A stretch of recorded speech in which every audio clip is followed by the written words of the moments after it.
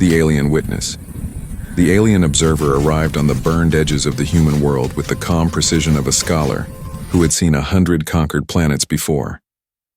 His ship hovered over the ruins of what the maps called City 12, though the humans on the ground called it New Dover. To him, it was just another name about to be erased.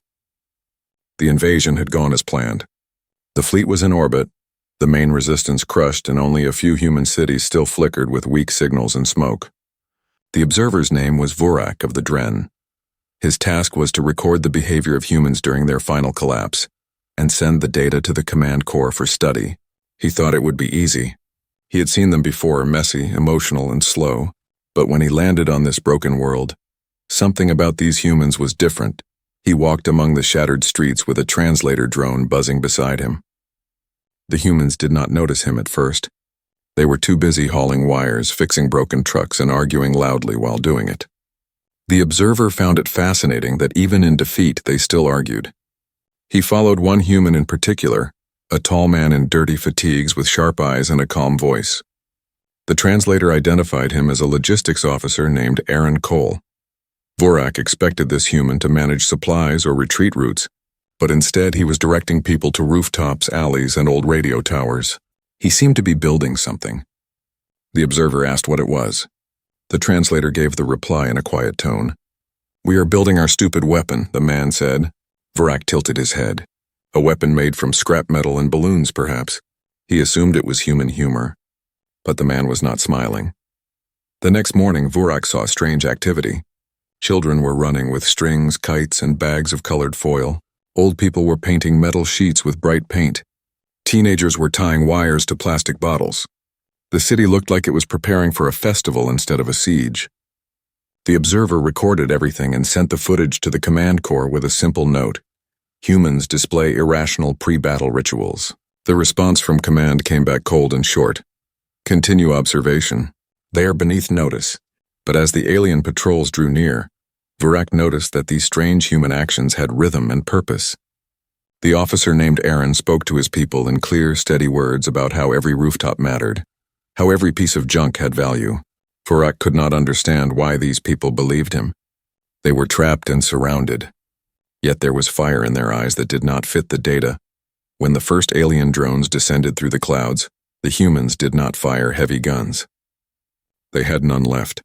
Instead, the air filled with small things, balloons coated in foil, kites strung with wires, and mirrors flashing in sunlight. The drone's sensors began to flicker. Static filled the air. Alien machines lost lock-on signals and spun out of control. The drones crashed into walls, light poles, and each other. Vorak watched in disbelief. He asked one of his own soldiers why the systems were failing. The soldier replied that the humans had created a wide-spectrum interference field, but the field made no tactical sense. It used random timing, mismatched frequencies, and uneven power sources. It was chaos. It was stupidity. Yet it worked. The alien observer walked through the ruined plaza where humans had tied shiny strips of foil between buildings like ribbons. He saw them laughing as the drones failed to find targets. He heard the medic, a young woman with dark hair and a blood-stained sleeve, telling a child to stay low. Vorak had studied human psychology and believed fear would dominate them. Instead, he saw laughter and strange songs echoing through broken speakers. He wrote in his report, "Humans exhibit manic behavior when confronted with inevitable defeat." But when he replayed the footage, he noticed something he could not explain. The laughter was not madness. It was courage that night. The sky glowed with alien light as orbital strikes hit the far ridges. The humans hid in basements and tunnels. Vorak watched Aaron draw lines on a dirty wall map using a stub of chalk. He was marking old water pipes, power lines, and drainage routes. He said softly to his people that they would use these to move unseen. Vorak stepped closer and asked through his translator why he did not simply surrender. The officer looked at him for a long moment and replied, "Because surrender is easy, and we are not built for easy." Then he went back to his work as if the alien beside him did not exist as dawn came. Vorak followed the officer to the city edge where alien walkers advanced. The humans waited with no artillery, no mechs, and no proper weapons. They only had smoke grenades, wires, and old delivery drones.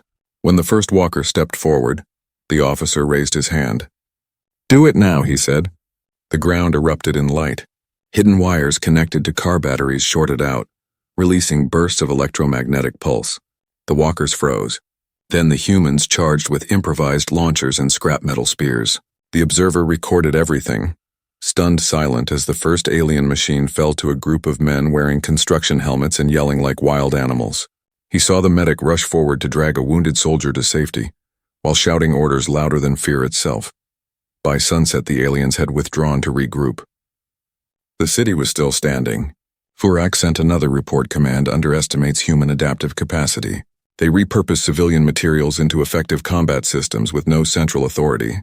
Recommend reassessment of threat level. Command replied the Dren Empire does not fear primitives. Continue observation. But as Vurak looked at the flickering lights of New Dover that night, he felt something new in his chest. It was not fear, but a kind of tightness and understanding that these creatures refused the patterns that had conquered 100 worlds. He turned his recorder toward the skyline where kites still floated in the wind. He whispered to himself, "The stupidest weapon I have ever seen might also be the most dangerous." Then he shut off the recorder and listened to the sound of distant human laughter echoing. Through the ruined static and smoke, the alien observer, Vurak, woke to the sound of hammering and metal scraping under a gray human sky that never seemed to clear. The city of New Dover looked half dead and half alive. Smoke rose from burned buildings, but every street corner was busy with motion. Humans carried wires, pipes, and broken tools. They scavenged from wrecked cars and old houses. No command structure guided them, yet they worked as if one mind moved through them all. Vurak followed the logistics officer Aaron Cole again, trying to understand how these fragile beings could organize without fear. The officer moved through the crowds, giving calm orders. He never raised his voice. He simply told them what needed to be done, and they obeyed, because they believed him. Vurak had seen empires fall because leaders screamed too much. But this man spoke softly and people listened. Everywhere Vurak looked, humans were building strange devices. They painted rooftops with mirror polish made from ground glass and cooking oil. They hung foil strips from laundry poles. They set up car batteries in clusters with copper wires running between them like spider webs. Some dragged old microwaves into the streets and pointed their doors toward the sky. Vurak thought it absurd. He asked a human engineer what they were doing. The man laughed and said they were building a wall, the kind of wall you can't see, but it will bite you if you touch it. Vurak recorded this answer but could not make sense of it. The Dren Command had scanners that could map every frequency known to their science. None of this should have mattered. Yet their instruments were already showing static interference and unexplained feedback loops. By midday, the first alien drones returned to scout the city. Their sensors flickered again. The air shimmered with heat and noise. Mirrors flashed sunlight into optical eyes, and homemade sound cannons made from pipes and speakers screamed through the narrow streets. The alien machines jerked and twisted as if drunk. The humans cheered and banged on pots and metal sheets to make more noise. They moved in rhythm, not planned but driven by shared will. Vurak stood near a young medic who was patching a wounded boy. She wiped sweat from her face and said that they were just getting started. Vurak asked her how they expected to win with toys and junk. She smiled without looking at him and said, "Because we use what we have, not what we wish we had." The words struck him harder than any weapon. He had never seen a people who could make hope from broken things that night. Power flickered across the city. The humans had linked their old electrical grid to their signal network. Every light that came on made a hum that filled the air like a heartbeat. Aaron Cole walked through the control room deep under the old library where they had set up their command post. Vurak followed, watching him mark maps and listen to reports. The officer had turned old delivery drones into scouts. They flew low, carrying bags of salt and nails to scatter across rooftops. When alien troops landed, their boots would spark against the mix, giving away their positions. Simple, foolish, effective. Vurak sent another report to his command with measured words. Human tactics remain erratic but unpredictable. Current behavior indicates collective adaptation. Command replied simply with maintain distance. Do not engage. The next morning the sky was pale and heavy with clouds. The alien army advanced again, this time with ground walkers and sensor pylons that could filter out interference. They marched in perfect lines, confident and silent. The humans waited behind barricades made from trash bins and broken vehicles. They had no heavy guns, no armor, no proper weapons. Aaron Cole stood in the open street wearing only a vest and radio headset. He looked calm, almost peaceful. When the first alien machine raised its plasma gun, Aaron lifted his hand and signaled. The ground burst into smoke and noise. Old gas canisters had been wired to short circuits. They erupted with controlled bursts that blinded sensors. From the rooftops came a rain of burning oil and sand. Microwaves hidden under tarps sent pulsing waves into the advancing ranks. The alien machines stumbled and fired into each other. For the first time, the invaders fell back. Vurak watched everything with disbelief. He felt his stomach tighten in ways he did not know were possible. The humans were not using weapons in the way the Dren defined them. They were using confusion itself as a weapon. He realized that every small piece, every sound, every flicker of light had been placed not for damage but for chaos. The enemy relied on order, and the humans used disorder as their shield. He turned his recorder toward Aaron and said softly through the translator, "You cannot hold them forever. They will adapt." Aaron looked at him, sweat and soot on his face, and said, "Then we will adapt faster." The answer came like a blade made of calm words. As night fell again, Vurak walked through the smoke-filled streets. The humans were exhausted, covered in grime, yet they laughed around fires built in oil drums. The medic moved from one to another, treating burns and cuts with steady hands. Someone handed Vurak a piece of bread. He took it uncertain, and the taste of smoke and salt filled his mouth. No alien had ever shared food with a conquered race before. It was not in the protocols. Yet when he looked into the faces of these humans, he felt something shift inside him.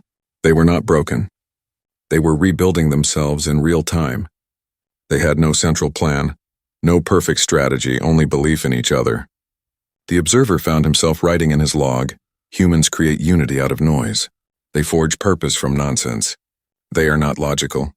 They are dangerous." At midnight, the alien fleet in orbit sent down a message. They would unleash a precision strike at dawn to burn the city clean. The Dren believed that fear would finally make the humans surrender, but when Aaron received the intercepted message, he simply said, "Good, let them come." He ordered more mirrors on rooftops and more foil balloons to rise at first light. Vurak stood beside him and asked if he truly thought balloons could stop plasma fire. Aaron smiled faintly and said, "Maybe not, but maybe it stops their aim. And if it doesn't, it will still make a show worth remembering." The officer walked away to help load another batch of old microwaves into trucks while the medic hummed a song that echoed through the night air. The next dawn was red and full of smoke. The alien strike came, bright and terrible, but the city below was covered in reflective foil and metal plates that threw light in all directions. The precision systems could not lock on.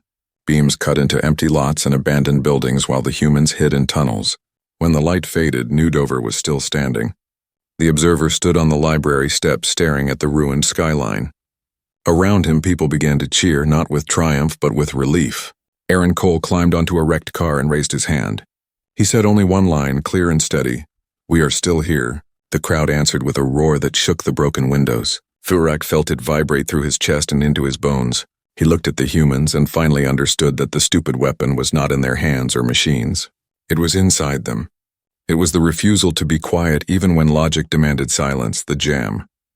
The morning after the failed orbital strike, the alien observer Vurak moved through the smoking streets of New Dover, watching humans drag cables across the ground like veins spreading through a living creature.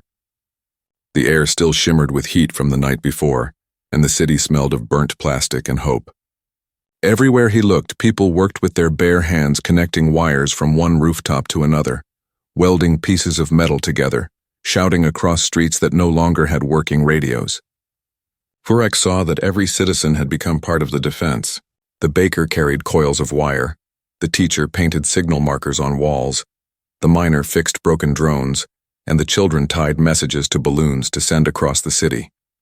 What had been chaos now looked like rhythm, as if every action had a place in some great design. Vurak tried to map it on his data tablet, but the pattern made no sense. It had no symmetry, no mathematical logic.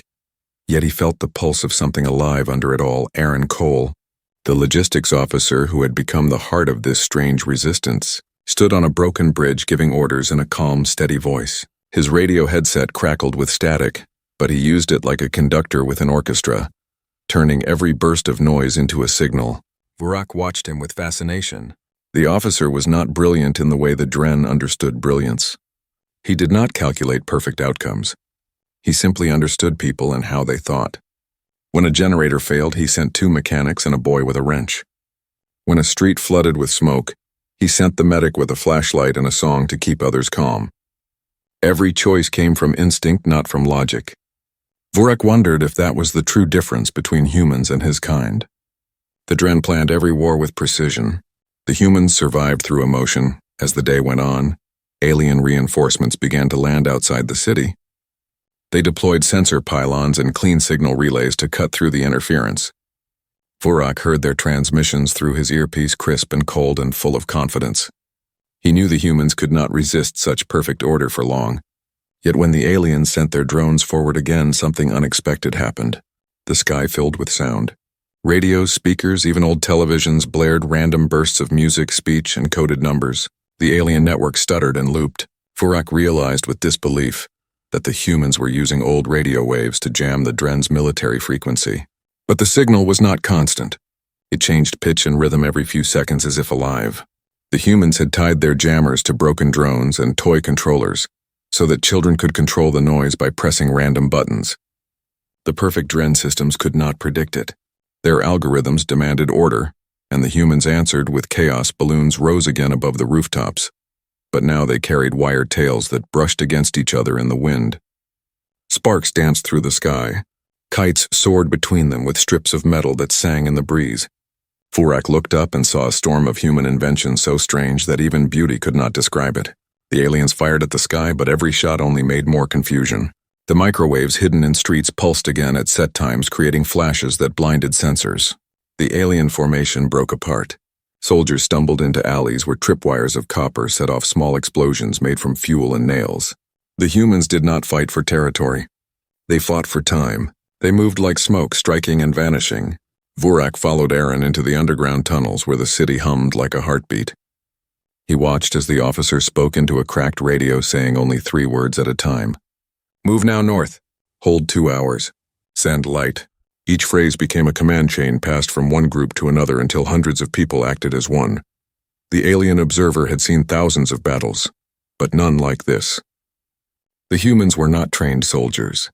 They were farmers, builders, mechanics, and children, yet they were winning pieces of every fight. He recorded the sounds of their voices echoing through the tunnels. They were laughing between attacks. It made no sense. In Dren culture, war was sacred silence and efficiency. Here, war was noise and laughter. Vorak wrote in his report that humans were the only species he had seen who celebrated while dying. When he sent the report, the Dren command replied with one sentence: "Do not romanticize primitives." Yet when he looked into their faces covered in soot and sweat and firelight, he could not deny what he saw. There was something powerful in their foolishness. Night came heavy and dark. The alien army began to use heat-seeking drones to hunt survivors. Aaron gathered his people in the tunnels and spread heat blankets made from old emergency kits. They turned off all generators and held their breath as the machines passed overhead. The medic whispered a song to a child who was crying softly in the dark. Vorak listened to the song. It had no rhythm or beauty, yet it felt warm in his chest. He remembered for the first time that his own species had once sung before they had chosen silence and logic. When the danger passed, Aaron looked at him and said, "You see it now, don't you? They think we are weak because we use junk, but every piece of junk is something we built with our own hands," Vorak said quietly. "But you cannot hold forever." Aaron smiled, tired and certain. "Forever is not the point. The point is to stand long enough for someone else to stand after us." At dawn, the Dren launched a concentrated attack. Their walkers and infantry moved in coordinated patterns, cutting through the outer districts. The humans fell back street by street. Vorak ran beside them, his translator drone flickering from damage. He saw the medic carrying the wounded while Aaron directed fire from rooftops. Balloons burned, kites fell. The static weakened. For the first time, silence began to fall over the city. Vorak felt fear rise inside him, not for himself, but for them. He climbed to the top of a ruined building and saw the Dren forces massing in the east. He raised his communicator to warn them, but stopped. He was not sure which side he wanted to warn. The human side shouted through broken radios and cracked speakers, "We hold here," and the echo of those words rolled across the city. The battle lasted all day. Smoke turned the sky orange and red. The humans refused to yield even when surrounded. They threw bottles of fuel, dropped scrap metal from rooftops, and hacked into alien drones using stolen code. By sunset, the aliens retreated again, unable to secure the city. Vorak stood on a rooftop as the wind blew through the burning streets. Below him, people were already rebuilding barricades and tending to the wounded. Aaron walked past him and said the jam worked. They can't talk to their own machines now. Vorak looked at him and asked, "Why do you keep winning battles you cannot win?" Aaron answered, "Because losing slowly means someone else learns how to win faster." The words hit Vorak harder than any weapon. He realized that these humans fought not for the city, but for the idea that they could matter even in defeat. That night the stars were hidden behind smoke and balloons. The humans gathered in the square, eating whatever food they had left. The medic played a small harmonica, and the sound carried through the ruins like a promise. Vorak stood among them, feeling the heat of their fires and the pulse of their stubborn hearts. He sent one final message to his command. The humans have turned communication itself into war. Their stupidity is strategy. Their chaos is control. They are rewriting the laws of battle with laughter and noise. The Dren did not reply. Vorak closed his recorder and looked at the sky where broken drones drifted among the balloons. He whispered to himself, "The jam is not in the air, it is in us. It is the sound of life refusing to be quiet." The cost. The morning after the Great Jam, the city of New Dover looked like a living scar across the land. Smoke crawled over rooftops, wires hung from broken poles, and the streets were filled with the smell of oil, blood, and ozone. The alien observer Vorak walked among the ruins of what had once been markets and homes, now turned into a fortress of scrap. Humans moved quietly through the haze carrying stretchers, dragging pieces of metal, whispering orders and songs to each other. They were not celebrating today. Their faces were drawn and pale, yet their eyes burned with the same strange light. The night before had brought victory, but victory had a price that even they could not ignore. Many were gone, and the survivors counted names in silence. Vorak recorded everything, but his hands shook slightly as he typed. He did not understand why Aaron Cole, the logistics officer who had become the center of everything, stood near the edge of the central square staring at a row of helmets placed neatly on a wall. Each helmet marked someone lost in the tunnels during the night attack. The medic stood beside him, her uniform torn and her hands wrapped in dirty bandages. She did not speak. She simply held a flask of water and offered it to Aaron, who took a sip and nodded his thanks. Vorak watched them both, trying to understand how grief could sit beside such calm. In his own culture, loss was treated as data, a statistic to be filed away. But here loss was shared like bread, passed from one to another so that no one carried it alone. He wrote in his recorder that human grief appeared to strengthen social cohesion instead of weakening it, but the words felt empty compared to what he saw by afternoon. The alien army had regrouped on the outskirts of the city. They deployed a new kind of weapon, a hunter drone that detected heat and sound even through walls. Vorak received the transmission from the Dren command explaining its efficiency. It could track a single heartbeat from half a kilometer away. He watched as the machines began to move, sleek and silver and certain of their success. The humans noticed almost at once. Aaron ordered the generators turned off and fires extinguished. He called for silence, but silence could not save them this time. The hunter drones were too precise. They began to move through the outer streets, killing anything that made a sound. Vorak saw a group of children hiding in a basement whispering prayers as one of the drones passed above them. The medic crawled through the rubble to reach them, pressing her hand over a child's mouth to keep him quiet until the machine moved on. The sight made Vorak's chest ache with something that his kind had long forgotten. Aaron gathered his core team under the ruined library where the command center flickered with dying screens. He spoke quietly to the engineers about using false heat trails. They could light fires in the far tunnels to lure the drones away. Vorak understood the tactic but also the cost. Someone would have to stay near those fires long enough to keep them burning. A young scout volunteered without hesitation. Aaron tried to refuse, but the boy insisted. He said that someone had done the same for him last week and that debts must be paid. When he left, the medic followed him to give him a bandage and a smile. Vorak watched her face and saw the truth she tried to hide. She knew the boy would not return. Yet she still smiled. It was a smile made of courage and sorrow both, and it burned itself into Vorak's mind. The plan worked. The drones followed the heat trails into the wrong tunnels, chasing ghosts made of smoke and fire. But the boy and several others did not come back. When the humans realized what had happened, no one spoke for a long time. Aaron sat against a wall with his hands covering his face. The medic knelt beside him and whispered something that Vorak could not hear. After a while, Aaron stood again and went back to work. That simple act of standing felt heavier than any victory. Vurak followed him to the surface where the wind carried ashes like snow. Aaron said quietly to no one in particular, "We will remember them by fighting harder." Vurak found himself answering without thinking, "That is illogical." Aaron turned to him and said, "Maybe logic is the enemy." That evening, the city prepared for another attack. The humans built new decoys made of cold water pipes and reflective metal to confuse the hunter drones. They spread false radio chatter across the airwaves and used old ventilation fans to move warm air through empty buildings. The aliens grew frustrated as their machines hunted shadows. Vurak could hear the anger in their transmissions. The Dren were not used to being denied victory by what they considered chaos. Yet this chaos had shape and intent. It was willpower turned into strategy. Vurak recorded the sound of the humans moving through tunnels, the hum of wires, the soft click of tools, and the quiet voices that kept saying, we hold," over and over like a prayer. During the night, a sudden explosion shook the ground. The alien drones had found one of the decoy zones and detonated the traps prematurely. Fire tore through the eastern district. Aaron ran toward the flames with a group of volunteers, and Vurak followed against all orders. They reached the site where several buildings were collapsing. The medic was already there, dragging survivors from the rubble. She looked up and shouted for more hands. Aaron waded through the smoke-pulling beams and shouting names. Vurak helped without thinking, using his alien strength to lift debris that humans could not move. When they finally cleared the area, Aaron looked around and realized one of his closest friends, the engineer named Malik, was missing. They found him crushed under a collapsed wall, still holding the wire spool that had powered the decoy. Aaron knelt beside him, silent. The medic placed a small patch on Malik's forehead and whispered goodbye. Vurak felt something inside him crack. For the first time, he lowered his recorder and did not care about data. When dawn came, the fire was out.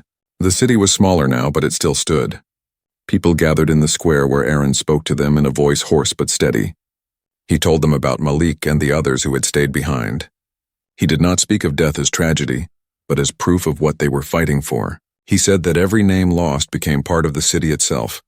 Every act of courage built another wall no enemy could breach. The crowd listened in silence, then began to chant a single word together. Hold. The sound rolled through the ruins and up into the smoke-filled sky. Vurak felt the vibration under his feet and realized that this sound carried more power than any weapon. It was unity made into noise. Later that day, the medic found Vurak sitting on a broken stairway, staring at the horizon. She handed him a small metal tag with the name Malik scratched into it. "Keep it," she said. "He saved you too." Vurak looked at the tag and nodded, unable to speak. For the first time in his long life, he felt the meaning of loss and belonging. He understood now that the cost of humanity's fight was not measured in territory or technology, but in the weight of every choice they made to keep standing. He wrote one final line in his private log. "The Dren understand victory, but they will never understand courage, because courage does not live in logic. It lives in loss." When night came again and the wind blew through the empty streets, the city of New Dover hummed softly with the pulse of generators and human hearts that refused to stop. The sun rose weak and red over New Dover, casting long shadows over the wrecked city that refused to die. The air carried the smell of metal dust and rain. The alien observer Vurak stood on a roof watching humans move like ants below him. But these were no ordinary survivors. They were builders of defiance, using the ruins as tools for something far beyond logic. Every street had a new shape each day, as if the city itself was learning. The humans had no machines left, no command centers, no orbital support, yet somehow their plans grew sharper. Vurak saw the change in them. They no longer spoke of surviving. They spoke of striking back. Aaron Cole, the logistics officer turned leader, now moved with purpose that felt heavier than before. The losses from the night of the drones had carved deep lines in his face, but those lines carried strength, not weakness. He walked through the rubble, speaking with mechanics, farmers, and children alike, explaining his next plan in simple words that everyone could understand. The Dren had built a relay tower outside the city, a tall spire of silver that cut the sky like a blade. It was the heart of their communication network. If it fell, their control over the planet would crack. Vurak listened from the shadows as Aaron spoke to his people. "We cannot match their strength, but we can break their connection. Cut the signal and the giants go blind." The word spread through the city like a quiet fire. The medic now wore a sling on her arm from a shrapnel wound, but she never stopped moving. She carried messages across the ruins and handed out food and bandages with the same steady calm she always had. When Aaron spoke of the plan, she nodded without question. Her faith in him was simple and complete. Vurak found himself following her more often than he followed his own orders. She reminded him of the songs his kind used to sing before they had turned to logic and silence. She hummed under her breath as she worked a small tune that seemed to hold the city together. Aaron's plan was unlike anything Vurak had seen in all his years of studying war. He had taken a city that was dying and turned it into a weapon built from trash. He gathered broken trucks, old generators, metal sheets, and water pipes. The people of New Dover transformed them into rams and shields. Mirrors were tied to laundry poles and set to reflect sunlight directly into the sensors of the alien tower. Old garden hoses became coolant lines for makeshift rockets built from chemical tanks and kitchen valves. Even the children helped painting the rockets with bright colors and strange symbols. Vurak walked among them, unable to stop recording even though his command had ordered him to leave. Something in him wanted to see how far these creatures could go. As the humans prepared their attack, the alien command sent reinforcements. The Dren believed the city was nearly finished. They brought in cleaner units to purge the resistance and technicians to strengthen the relay tower's defenses. Vurak intercepted the transmissions. The Dren commander spoke of efficiency and inevitability. The words sounded hollow compared to the rough laughter that echoed through New Dover's tunnels. The humans were tired, hungry, and grieving, but they still found ways to laugh. They were not fearless, but they refused to let fear rule them. Vurak realized that this was the difference that no science could measure. The Dren built obedience, the humans built trust. The attack began before dawn. Rain fell cold and hard, turning the streets into rivers of mud. The humans used it to their advantage. Trucks coated in wet cloth rolled forward under the cover of darkness, carrying the makeshift rockets. The medic led a group of messengers through the back alleys, guiding them with flickering lamps. Aaron stood in the center of it all, calm as ever, holding a small radio receiver that looked too fragile to decide the fate of a planet. He waited for a signal from the scouts who had already infiltrated the relay perimeter, disguised in stolen armor. Vurak stood beside him despite knowing he should not. He could not turn away now. The first signal came as a burst of static followed by two short tones. That was the sign. Aaron raised his hand and shouted one word, "Go." The rockets roared to life, leaving trails of fire through the rain. They were crude, unstable things, but they flew straight. They slammed into the outer walls of the alien relay tower with deafening explosions. Light burst through the storm and the Dren lines broke formation. The humans charged behind the fire using trash trucks as moving barricades. Vurak ran with them, his heart pounding with a rhythm he had never felt before. The ground shook under the weight of defiance. The tower's shields flickered but did not fall. Aaron cursed under his breath and kept going. He carried a backpack full of wires and coils, the core of his final switch. As they reached the base of the tower, the humans came under heavy fire. Plasma bolts tore through the rain and shattered concrete. The medic was hit by shrapnel again but refused to stop. She tore strips from her sleeve and tied them around another soldier's wound before moving on. Vurak saw her fall to one knee, then rise again, teeth clenched, eyes burning. Aaron reached the control port on the tower's lower level and slammed the pack onto the access panel. Sparks flew as he connected the wires. He looked at Vurak, who stood beside him, shielding the panel with his body. "If this works," he said, "we break their sky. If it fails, we make a light show." Vurak nodded, though his mind screamed at the illogic of it all. The Dren fleet would retaliate with everything they had. But he could not bring himself to stop the man. The switch flipped and the world lit up. The coils in Aaron's pack discharged a pulse through every cable and metal wire in the city. The rain turned into steam. The alien relay tower shook as its systems overloaded. Lightning crawled across the clouds as if the sky itself were rebelling. The humans fell back cheering even as the tower held on. Its upper half burned but did not collapse. Vurak stared at it in awe. He could see the Dren technicians scrambling to restore control. The medic limped toward Aaron and shouted for him to move back, but he was already reaching for the manual trigger. He smashed it with his hand and the last rocket ignited from the mud behind them. It flew upward slow and crooked and hit the tower dead center. The explosion threw Vurak backward into the street. When the smoke cleared, the tower was still standing but tilted. Its light flickered like a dying star. The humans looked up in silence, waiting for it to fall, but it did not. Aaron stood on trembling legs, staring at the defiant structure, and then began to laugh. The sound spread through the crowd until the city itself seemed to laugh with him. The medic wept and laughed at once. Vurak could not stop himself from joining them. It was not victory, but it was survival once more. As the night returned, Aaron sat beside the medic in the shelter of a broken wall. Vurak watched them speak softly, their words lost to the wind. He wrote his new report without sending it. The humans had not won, but they had changed the war. The Dren Command's perfect network was cracked, and its logic had met something it could not calculate. Vurak ended his note with a single thought. The switch is not just a machine, it is the moment when belief becomes stronger than reason, and that is when humans are unstoppable. The stupidest weapon, the night after the failed destruction of the alien relay tower, was long and filled with firelight and wind. The people of New Dover worked without rest patching wounds and fixing what little remained of their power lines. Rainwater dripped through holes in the roofs while smoke curled toward a sky that glowed faintly red from the alien ships above. The city had survived again, but barely.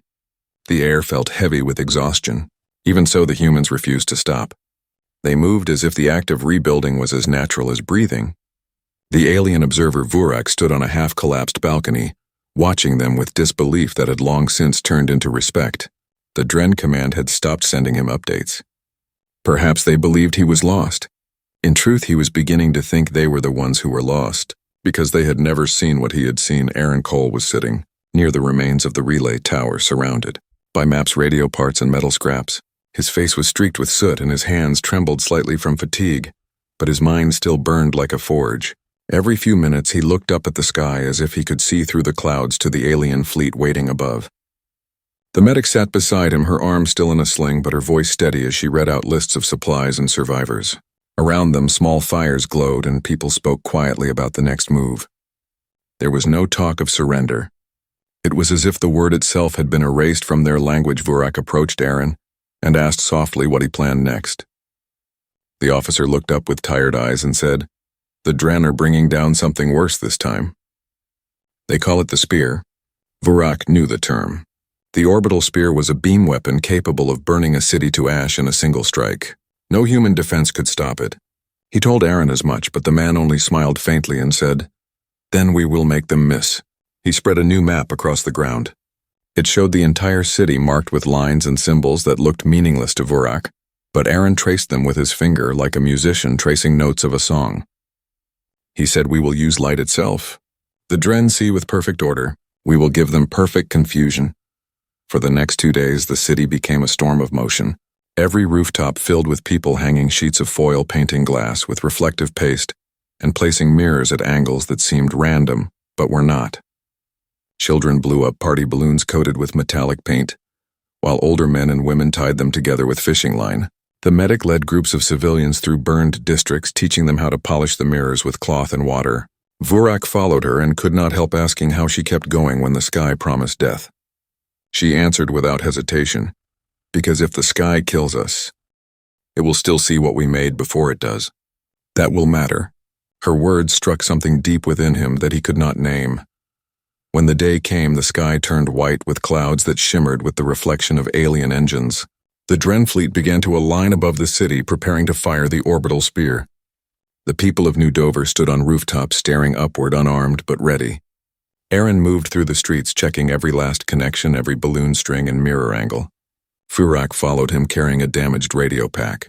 Together they climbed the remains of the relay tower, now leaning like a wounded giant. From that height they could see the whole city gleaming with silver and glass.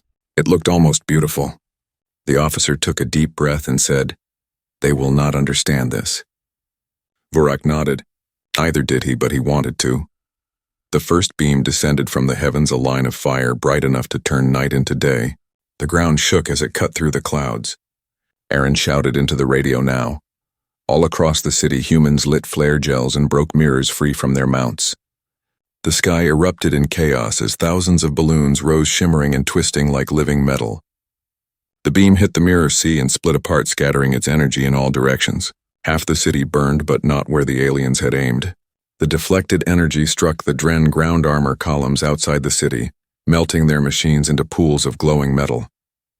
The humans watched in stunned silence as their enemy's perfect weapon turned against itself. Then the silence broke into cheers that rolled through the ruins like thunder. The medic fell to her knees, laughing through tears. Aaron dropped his radio and simply stared upward. Vurak felt his throat tighten, and for the first time in his life he understood awe. The alien command above the planet sent desperate signals, trying to regain control of their fleet. Their communication lines were filled with static from the earlier pulse. their sensors blinded by reflection. The orbital systems faltered, unable to find clean targets. The humans below had turned confusion into armor. Vurak could hear the Dren officer shouting through his earpiece, demanding explanations that no one could give. He looked at Aaron, who stood on the tower, bathed in the red light of fire and dawn. The officer raised his hand as if saluting the sky and said quietly, "That is what happens when you underestimate the stupidest weapon." Vurak asked what weapon he meant. Aaron smiled with tired eyes and said, "The one they cannot calculate." Us, but victory came with a price again. The medic collapsed from exhaustion, her wounds reopened by strain. Aaron carried her through the smoke to a safe shelter while the people cheered around them. Vurak followed close behind. He saw soldiers with makeshift flags climbing debris, waving them toward the sky. He saw children running through puddles of ash, shouting that they had beaten the gods. He saw old men crying quietly beside broken machines. The city that had once been silent now roared with life, yet above them the fleet still moved. The Dren would not leave so easily. Their logic demanded an answer to the chaos that defied them. As night fell, the humans gathered once more in the central square. Fires burned in oil drums, and the smell of rain mixed with smoke and hope. Aaron sat beside the medic, who slept under a blanket. He looked at Vurak and said softly, "They will come again. We will not survive another spear." Vurak looked at him and asked what he would do then. Aaron turned his eyes toward the stars and said, "Then we finish this before they can fire." There was no fear in his voice, only calm resolve. The alien observer realized that this was the essence of humanity. Not their weapons or their machines, but their refusal to let logic dictate the limits of possibility. Vurak wrote his report that night, though he no longer knew who he was writing it for. He described the event as the single most improbable victory he had ever witnessed. He wrote that humans had used foil balloons and broken mirrors to defeat a weapon forged by the most advanced empire in the galaxy. He ended his report with words that surprised even him. The Dren believed themselves the masters of reason, but reason has no defense against faith. The humans call their weapons stupid, but they are built from something the Dren cannot replicate: the belief that even the impossible can be tried. He closed his recorder and sat beside the sleeping medic, watching the flames flicker against the broken walls of New Dover. Above them, the clouds hid the stars, but he knew they were still there, waiting for what came next. We finished the fight. The dawn that followed the night of reflection was quiet and strange. The sky over New Dover was gray with smoke and ash, but it was peaceful in a way no one had felt in months. The city was wounded beyond measure, yet still breathing. The streets were broken, the buildings half gone, and the people exhausted, but they were alive, and that was enough. The alien observer Vurak stood near the old library ruins, watching as survivors shared food and water in silence. He had seen empires crumble and planets burn, but never had he seen anything like this. A city that refused to know what defeat meant. Above the clouds, he could still sense the Dren fleet in orbit, silent and waiting. Their logic cores were struggling to compute what had happened. The humans had done what no other species had ever managed. They had forced the Dren to hesitate. Aaron Cole stood on the balcony of the relay tower, his uniform burned and torn, but his eyes were steady. The medic stood beside him, pale from blood loss but still standing, leaning against the railing for support. Below them, the people of New Dover looked up, waiting for his words. The city had no government, no generals, no command center, yet every man and woman there turned toward Aaron because they trusted him. He raised his voice, cracked but firm, and said, "We have made them bleed, now we make them run." Those simple words spread across the square like thunder. The people cheered, and even Vurak felt his pulse rise with theirs. The Dren were not finished. Their command corps in orbit had one last option: to send a ground assault supported by automated carriers.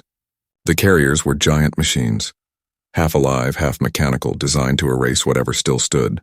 Vurak had seen them used on other worlds. No defense had ever stopped them. He warned Aaron that they were coming, but the man only nodded and said, "Then we will make them regret stepping on our ground." He gathered his people, calling out orders for the final stand. The humans would attack before the carriers could deploy fully. Their plan was madness, but in madness there was freedom. Aaron pointed to the sky and said, "Their eyes are broken. Their ears are broken. Now we break their hands for ours." The city worked in silence. The humans stripped every piece of metal they could find, turning it into traps and shields. They dug trenches with their bare hands and filled them with water to confuse the heat sensors. The medic moved from group to group, binding wounds, giving courage with words instead of medicine. She looked at Vurak once and said, "This is it, whatever happens now, we finish it." Vurak did not reply. He could feel something deep inside him shifting like tectonic plates. For so long he had believed the Dren way was the only truth, that emotion was weakness, that logic was perfection, but now he saw a kind of perfection that logic could never reach. It was in the way humans helped each other even when there was no reason left to try. When the carriers finally came, the ground shook under their weight. The machines were enormous, their legs like towers, their guns glowing with plasma. The Dren marched behind them in neat, perfect lines. From the top of the ruined tower, Vurak could hear the hum of the command frequency. It was cold and precise. The Dren commander spoke of cleansing and renewal, the words of a machine pretending to be a god. Aaron stood at the center of the street, surrounded by men and women armed with nothing but rifles and scavenged explosives. He shouted one word that cut through the static. Forward. The humans charged as one. The first wave of fire tore through the streets. Buildings fell. The air filled with dust and screams, but the humans did not stop. They moved through the smoke, striking at the carrier's joints with shaped charges and fire. The traps in the trenches triggered, sending bursts of steam and electricity that blinded sensors. Vurak joined the fight without thinking. He grabbed a fallen plasma rifle and fired at a Dren drone, feeling its weight and recoil shake his arm. For the first time in his life, he fought not for data, not for empire, but for something he could not name. The medic was there too, dragging the wounded away from collapsing walls, her face streaked with soot. She caught Vurak's eye once and nodded as if to say, "Yes, you understand now." The battle raged for hours. The sky turned red and gold from the flames. The humans fought like fire itself, spreading everywhere, impossible to contain. The carriers began to falter, their targeting systems breaking under the strain of chaos. Aaron climbed the side of one of the massive machines with a pack of explosives strapped to his back. Vurak shouted for him to stop, but he only looked down and smiled that same tired, fearless smile. He reached the top and planted the charge against the control node. The explosion tore through the carrier's spine and it collapsed like a dying beast. The humans roared with triumph. One by one, the other machines fell. The Dren soldiers began to retreat. When the dust cleared, Aaron was nowhere to be seen. Vurak ran through the wreckage calling his name until he found him lying beside a collapsed wall, burned but breathing. The medic was already there pressing her.